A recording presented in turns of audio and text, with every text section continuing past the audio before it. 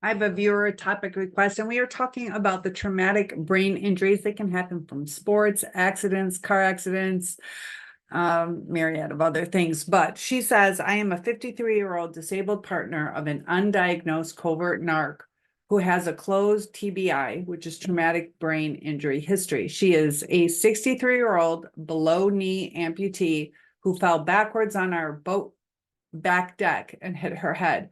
A month later, she became delusional. Meds helped, but last summer she started being probably meaning narcissistic, and it's only gotten worse. I'm desperate for info on brain damage and NPD, narcissistic personality disorder, so I can steer her and her medical providers to the right direction once she's discharged from nursing home.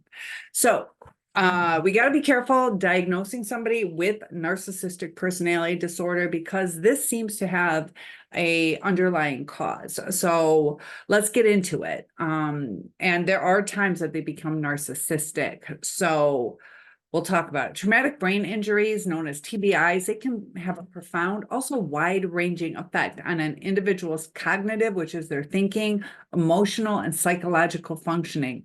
Among the myriad consequences, TBIs can sometimes cause behaviors and symptoms that closely resemble those seen in narcissistic personality disorder, like I said, NPD.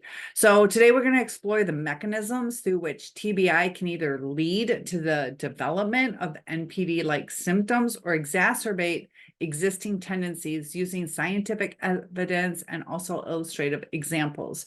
I had a friend, coworker, an employee of mine, and she had a stroke and it affected her emotions. She was quick to cry, just very emotional, kind of unstable because of her stroke. So sometimes if you have this going on with you, it's good to let people know so they understand a little. But understanding it, TBI occurs when an external force causes brain dysfunction, often resulting from a violent blow or jolt to the head. TBIs range from mild concussions to severe brain damage, with symptoms varying depending on the injury's location and severity. There are cognitive effects that include cognitive impairment, emotional instability, and behavioral changes.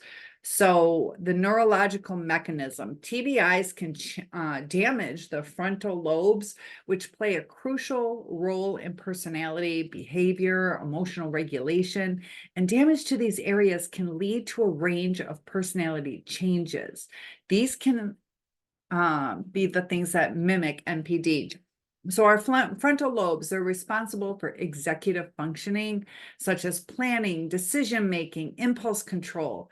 And when these areas are compromised, somebody might start to exhibit difficulty in controlling impulses. They're more impulsive, making poor decisions, leading to reckless behavior and lack of foresight. Difficulty in managing emotions, emotional dysregulation can happen.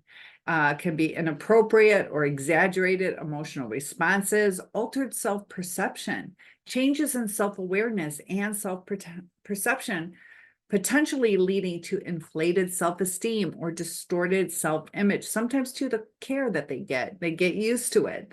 Some of it's conditioning, psychosocial factors. So beyond the direct neurological effects, TBIs can also have significant psychosocial impacts. The sudden changes in cognitive, emotional functioning combined with potential physical disabilities can lead to loss of social status. Their whole life might be changed. Also, she did mention that her person had an amputation, and it can lead to an inability to perform at previous levels in work, social settings, leading to feelings of inadequacy, which may be compensated by adopting that grandiose self-image. I don't need your help. I can do it myself. And can be quite abusive sometimes, like get out of here and causing havoc when you're trying to help the person. We also have to be careful that we don't overhelp people with disabilities, that we allow them some autonomy. So social isolation, difficulty in maintaining relationships due to behavioral changes can lead to loneliness and a heightened need for admiration and validation from others. So her world might have shrunk and she's craving some affection from her social system. Sometimes it is overwhelming for one person to be somebody's everything. So it can go deeper than just the relationship. It can go to the whole gamut of their social circle. Identity crisis. The trauma and subsequent changes can trigger an identity crisis where individuals may overcompensate by getting these types of narcissistic traits. And it's just a self-defense mechanism. Mimicry of NPD symptoms. They got that grandiosity and self-importance at times. A TBI can lead to the inflated sense of self-importance where individuals may exaggerate their abilities and achievements. This grandiosity is often a defense mechanism against the perceived loss of competence and status. They don't want to accept this new reality. So, for example, somebody who was once highly successful in a career might develop some type of grandiose self-image to cope with their new limitations. So as, let's say, a scenario, Jane, a successful lawyer, she suffers a TBI in a car accident. After her injury, she struggles with the cognitive tasks and is unable to return to her demanding job. So to cope with these diminished abilities, she begins to overemphasize her past achievements, insisting that she is still the best in her field and dismissing any evidence to the contrary. They don't want to hear like you messed up or what happened. They don't want to take accountability. They want to live in that reality from the past. So people with the TBI, they can develop an increased need for admiration, also validation, and this stems from the fragile self-esteem. This need can manifest as seeking constant reassurance and validation to compensate for their internal sense of inadequacy. So let's say John, a competitive athlete, experiences a severe head injury, unable to compete at his former level. He frequently boasts about his past victories, seeks praise from friends and family to maintain his sense of self-worth. Also, a lack of empathy. This can be difficult. Empathy is what makes the world go round. It makes life a lot easier.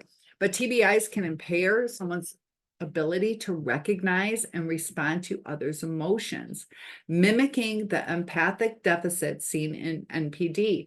Damage to the frontal lobes and related areas can lead to difficulties in understanding social cues and responding to others' feelings. So as an example, Mark, let's say he suffered a TBI from a fall. He starts to display insensitivity towards others' emotions. He'll start to interrupt conversations, talk about himself, ignore other people's distress, and starts to become impatient when the focus is not on him. This behavior will strain his relationships and it makes him appear self-centered. Differentiating TBI-induced changes from narcissistic personality can be difficult at times, but we need to differentiate between TBI-induced personality changes and true NPD, as the underlying causes and the treatment approaches will differ. So it's really important that we leave it up to a professional.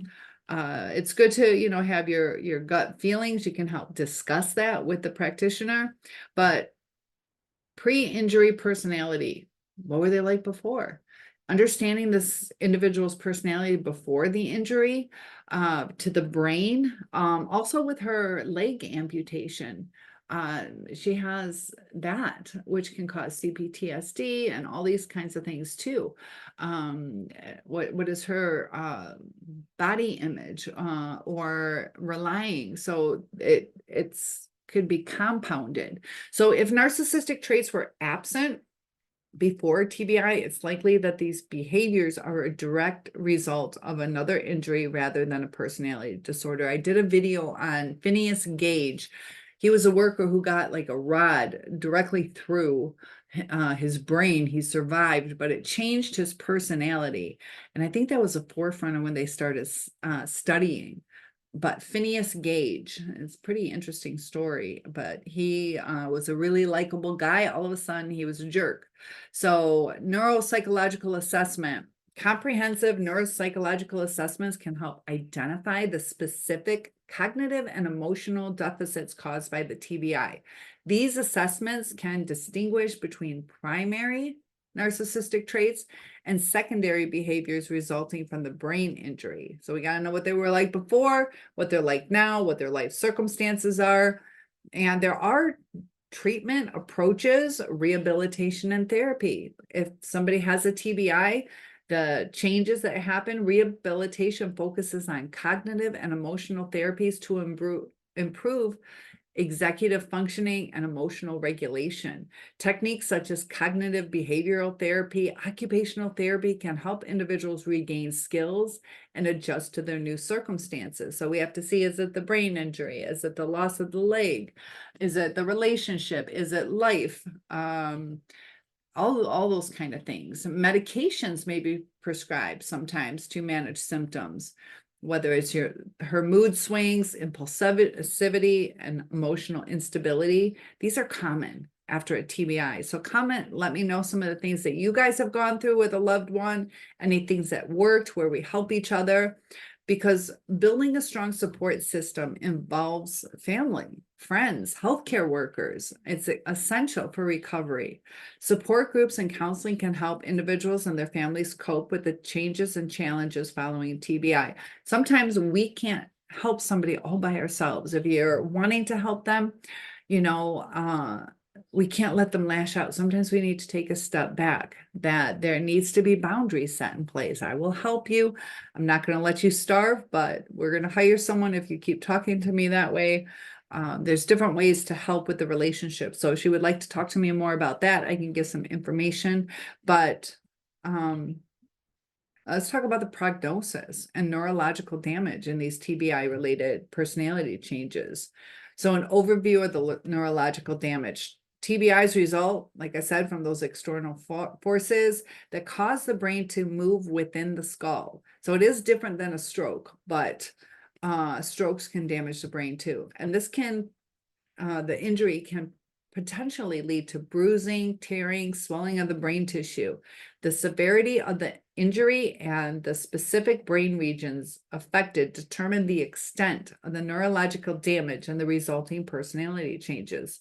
So the following areas are particularly relevant. So let's talk about them. We got our frontal lobes. These are responsible for our executive functioning, decision-making, impulse control, and social behavior. Damage here is strongly linked to personality changes. Temporal lobes over here involved in the processing of emotions and memory.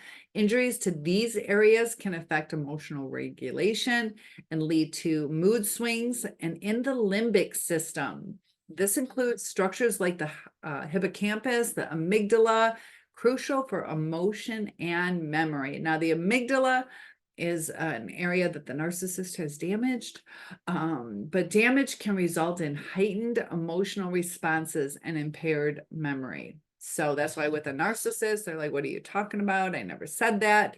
It affects their memory, and they try to make up scenarios to fill in. So sometimes they think they're being kind by continuing on with the conversation, but they're just making up stories. And that's not a true connection. It's not true truth. Personality changes after post-TBI. Following a TBI can include increased irritability, impulsivity, lack of empathy, difficulties in social interactions. And we see that exacerbate symptoms or even mimic NPD. So reversible or irreversible.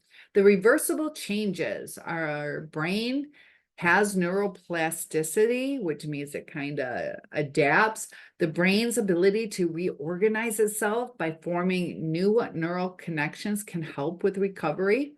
Neuroplasticity is particularly active in younger individuals and can be enhanced through targeted rehabilitation. So as an example, cognitive rehabilitation therapy, which is CRT, can help rewire the brain to improve executive functioning and emotional regulation. We have behavioral cognitive therapy known as CBT, also DBT, which is dialectical behavior therapy. This can help individuals develop strategies to manage their symptoms and improve their interpersonal skills. So sometimes there's the management, which helps with the relationships, but they also have to do the inner work. So let's say somebody has become impulsive and irritable after a TBI, and they may learn coping mechanisms, how to handle frustration, reduce the impulsivity through therapy. And medication, different kinds of medication can help manage symptoms such as mood swings, depression, anxiety, which can indirectly improve personality functioning. As an example, selective serotonin reuptake inhibitors, SSRIs, may help stabilize mood, reduce irritability, but there are some irreversible damages that happen. Severe brain damage, extensive damage to the brain tissue expression, particularly in the frontal and temporal lobes, may result in permanent changes to personality and cognitive functions, our thinking. Example, damage to the prefrontal cortex can lead to persistent difficulties with impulse control and decision making, whether it's your diet or gambling or alcohol, or just doing what you want to do. But it can lead to a lot of damage in someone's life. Axonal injury, diffuse axonal injury, DAI, involves widespread damage to the brain's white matter. Axonal, depends on who you talk to. Disrupting communication between different brain regions. This can result in lasting deficits in attention, processing speed, and executive functioning. And that's the axonal injury. So for an example, somebody with DAI, they can experience long-term challenges in maintaining attention and regulating emotions. So what's the prognosis for somebody with these TBI-related personality changes? Short-term, initial recovery. The first few months after the injury are critical for recovery. During this period, the brain undergoes significant healing and rehabilitation efforts are most effective. So she said 1 month out, start seeing those changes. That's the brain redoing it itself. Symptoms management, early intervention with therapy and medication can help manage symptoms and prevent maladaptive coping mechanisms from becoming entrenched. Sometimes too, as this woman was going through it, a month out, she starts realizing this is a new life. I don't feel the same, or I can't do the same thing. Sometimes we get dizzy after TBI, and even just bending over to pick something up can be difficult. So sometimes they feel helpless, and it's a coping mechanism. But the long-term prognosis, gradual improvement. Many individuals experience gradual improvements in cognitive and emotional functioning over several years, although progress may slow down over time. So we have to be aware of that. There is a plateau effect at a certain point. Our improvements may plateau with some deficits persisting. The extent of recovery often depends on the severity of the injury and the individual's engagement in rehabilitation. Sometimes it needs to be ongoing. It's not a one and done. They got to keep going. Factors influencing prognosis, got the severity. More severe TBIs generally have a poorer prognosis with greater potential for lasting personality changes. So it depends on how severe it was. It was a fall off the back of a deck, so hopefully it wasn't excessively severe. Age and overall health is important too. Younger individuals and those in good health tend to have a better recovery outcomes due to the more robust neuroplasticity. Support systems, strong family and social support can significantly enhance recovery by providing emotional support and practical assistance. Access to rehabilitation, comprehensive rehabilitation programs, including physical, cognitive, emotional therapies, are crucial for maximizing recovery potential. Is she willing to put the work in, or is she going to give up on herself? People are different. We can encourage, but we can't force somebody to do something. So hopefully there's some positivity in her to where, she wants to have some other coping mechanisms. So some illustrative scenarios. When somebody has mild TBI, let's say Sarah, college student, she suffers from, let's say, a mild TBI during a soccer game. And at first she experiences irritability, difficulty concentrating, but with consistent cognitive rehabilitation and emotional support from her family, she gradually regains her pre-injury personality and cognitive functioning, sometimes over about 6 months, but moderate. Let's say Tom was a construction worker, sustains a moderate traumatic brain injury. Something happened at work and he develops impulsivity, emotional instability, and these can often represent the MPD traits. But with intensive therapy and medication to stabilize his mood, he starts showing significant improvement over 2 years, although there will still be some impulsivity most likely. And if somebody has a severe TBI, let's say a teacher named Lisa experiences some kind of TBI in a car accident, she exhibits marked personality changes, including grandiosity, lack of empathy. So despite the long-term rehabilitation efforts, Lisa's recovery plateaus after 3 years with some permanent personality changes that require ongoing support and management. So traumatic brain injuries can lead to profound and sometimes permanent personality changes that may mimic or exacerbate these symptoms of NPD. The extent and nature of the changes depend on the severity, location of the individual, the person's health, and effectiveness of the rehabilitation. Now, we have to remember neuroplasticity, targeted therapies do offer some hope. And I'm here to help you guys along the way. If there's anything you guys would like to talk about, let me know. And I hope you enjoyed the scenery. It took a long time trying to get the lighting right, which I know it's not, but it's also hot in here. I kept the windows closed so you could hear me. There's a boat going by. Did you see that? Have a good day. Please hit that like button, share if it'll help someone, and comment below.